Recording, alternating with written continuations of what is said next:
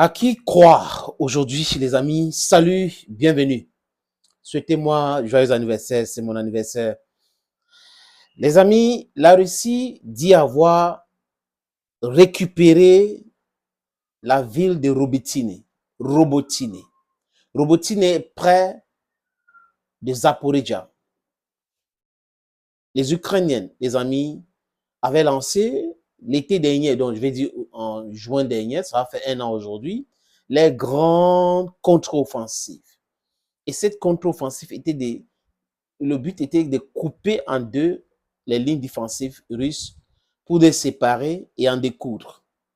Les Otaniens avaient envoyé tellement des armes en Ukraine avec les instructeurs, les mécaniciens et autres. Les pays de l'OTAN ont envoyé de façon groupée et de façon séparée autant d'armes en Ukraine.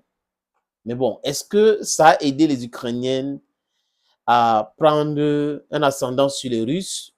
J'en doute fort. Compte tenu de la situation sur le terrain aujourd'hui, les amis, c'est difficile pour les Ukrainiens. Ce n'est pas moi qui le dis, c'est les forces armées ukrainiennes. Donc, ils nous rejoignent. Quand ce conflit avait commencé, nous avons exhorté les Ukrainiens et les Otaniens d'avoir de bon sens, de négocier que de faire la guerre. Parce que nous connaissons la souffrance. Nous savons ce que ça implique, la souffrance d'un peuple. 1 an, 2 ans, 2 ans et demi, nous sommes en train d'aller à une 3e année. C'est catastrophique, c'est chaotique. L'Ukraine ne peut pas prospérer dans de telles situations. Parce que, les amis, il faut la paix, il faut la quiétude pour le développement économique. Quand vous avez les missiles, les bombes qu'on largue dans votre pays à longueur de journée, qui détruisent des infrastructures utiles ou essentielles chez vous, les amis, vous ne pouvez pas prospérer. C'est pour cette raison que David Cameron peut arriver à Kiev, parler à Zelensky comme si c'était son égal. Quand on parle de protocole, c'est quand même le président de la République de l'Ukraine. Mais David Cameron qui le tapote, qui lui parle comme il veut, et après il lui promet 3 milliards de livres sterling chaque année. La main qui donne, c'est cette main qui dirige. Je le disais jamais assez. C'est une pure vérité, les amis. Donc, voilà que il y a maintenant les discussions sur non, Robotine n'est pas tombé entièrement, Robotine est tombé entièrement, le drapeau russe, c'est sur l'est et le nord de Robotine. Toutes ces discussions-là, les amis, les Russes ont dit qu'ils ont déjà récupéré Robotine. Et je vous le dis ici et encore, que je crois les Russes, parce qu'ils ne disent jamais s'ils ont pris une ville, s'ils n'ont pas pris. C'est-à-dire qu'à chaque fois que les Russes annoncent la reprise ou la capture d'une ville ukrainienne, les amis, la Russie dit ça avec des preuves à l'appui. Les Ukrainiens font quoi? Ils viennent avec des démentis. Après, à la fin, les amis, ils confirment l'information. Cette fois-ci, ce n'est pas des Ukrainiens. C'est the Institute for Study of War, ISW, qui dit ceci, les amis. Je vais lire verbatim. Voilà ça. Ils disent, les forces russes ont récemment confirmé leur avancée à Robotine, dans l'ouest de l'oblast de Zaporizhzhia.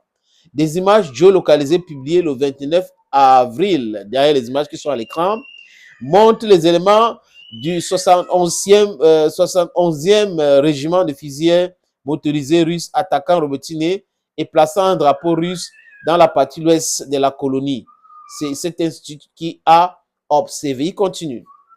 Ils disent qu'ils n'ont pas observé des confirmations visuelles que les forces russes contrôlent la totalité des Robotines et estiment actuellement que les forces russes occupent des positions dans les zones ouest et sud-ouest de la colonie. Et il poursuit en disant ceci, c'est une très mauvaise nouvelle où les Ukrainiens n'ont plus rien pour tirer, où ils transfèrent d'ailleurs des effectifs constants. C'est un expert qui parle de cela. Et Institute for War Studies dit, s'ils les transfèrent, c'est qu'ils n'ont plus de réserve et cela n'a pas du tout passé inaperçu du côté de l'état-major russe. Ces retraits impliquent la fin du Saint Orivkiv, le répliquant de offensive d'été. Le réflexe devient symbolique. Robotine a donc été repris par les Russes, symbole de l'offensive ukrainienne de l'an dernier. Vous comprenez, les amis, que c'est très, très compliqué cette affaire pour les Ukrainiens. Très difficile pour eux. Il vient avec le démenti, mais après, la vérité est tout autre chose. Et les structures en Occident font exactement la même chose. C'est-à-dire, c'est démenti d'abord, après l'acceptation. Je l'ai dit, et vous pouvez vérifier que les Russes ne parlent pas des captures ou la reprise d'une ville, si tel n'est pas le cas. Ils ne se prononcent même pas. C'est le jour où la ville tombe qu'ils commencent à dire, oui, on a pris. Et après, ils annoncent de façon méthodique la prise de certaines villes en Ukraine ou de certains villages en Ukraine. Donc, venez essayer de nous parler d'images satellitaires et tout ça. ISW a dit ci, a dit ça. Ils ont tous ces images-là. Pourquoi ils n'aident pas l'Ukraine donc avec les images satellitaires pour en découdre avec la Russie une fois pour toutes? Parce que si vous avez les amis qui prétendent avoir l'avance technologique sur les autres, c'est pour vous aider aussi parce que cette situation en Ukraine est aussi, la guerre est technologique. Vous voyez un peu, cette guerre est aussi technologique. Pourquoi nos amis ou les amis de l'Ukraine qui sont les otaniennes ne font-ils pas beaucoup d'efforts pour que l'Ukraine puisse entrer, avoir un regard, je vais dire quoi, un regard beaucoup plus poussé pour pouvoir se défendre. Si vous n'avez pas des armes, vous n'avez pas d'effectifs, c'est très compliqué pour vous. Voilà la réalité sur le terrain en Ukraine aujourd'hui, les amis. Que les Russes attaquent partout. À Odessa, ils disent qu'ils ont détruit un immeuble abritant l'état-major sud de l'Ukraine. Les Ukrainiens disent que non, c'était un bâtiment civil. Et aujourd'hui, c'est fini.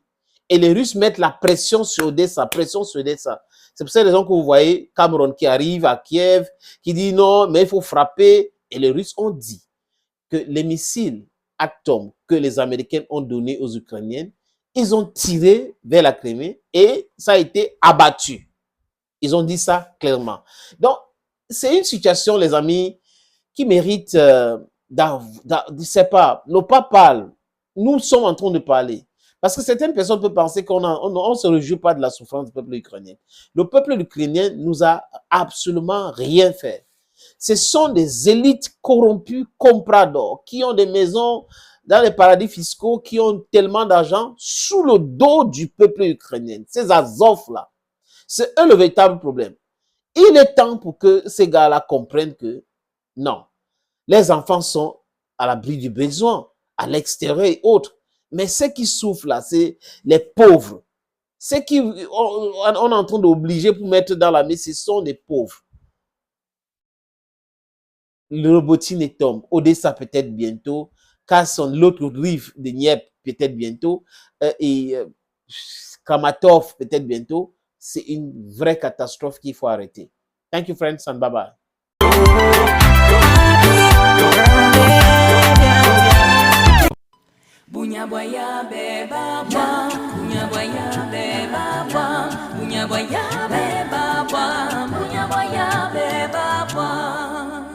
Gandila niligwe Bunyabwaya beba bwa Bunyabwaya beba bwa Bunyabwaya beba bwa Bunyabwaya beba bwa Gandila niligwe jo Gandila niligwe jo Gandila niligwe jo Gandila niligwe jo